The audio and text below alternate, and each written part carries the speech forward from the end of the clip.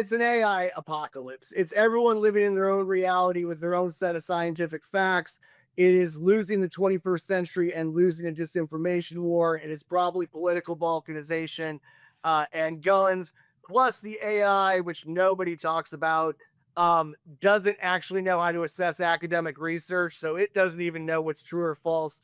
So that's bad. Let's just call that bad.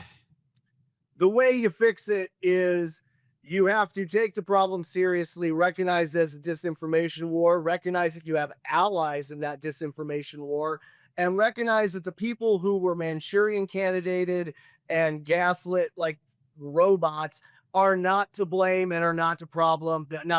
And I get you can make me a list of 1,000 people who were the problem, but we're talking about a global issue, right? It's insignificant. So what has to happen is a Manhattan Project. And what Manhattan Projects mean is you get the right nerds back at the table because the right nerds kind of got pushed out of this conversation, which is a larger mess.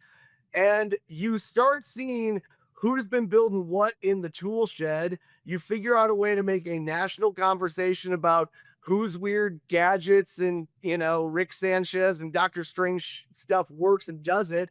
And you start figuring out how to nationally scale it, starting with states and local communities. Mm. And then if it works, get it to a national level. And if it double works, get it to an international level, which is what treaties are for. But But let me I jump in. think Let me, was, yeah, let me jump in. yeah. Again, I think your point of view is fascinating. But you referenced AI, so we got to talk about AI a little bit because we're becoming an AI economy. We're becoming an AI society. We're becoming a world where the humans are being removed from the dissemination of this information. And as you pointed out, can AI even differentiate between the various forms of information and disinformation? No, and there's a complicated reason for that, but there's an easy one, which is this. If you had cancer, you would probably want an oncologist. Okay.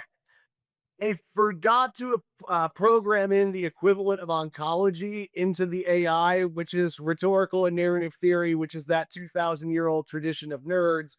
And the AI couldn't do it because we're kind of AI proof. We're the people who figure out how contexts work and why one group believes one thing. Okay.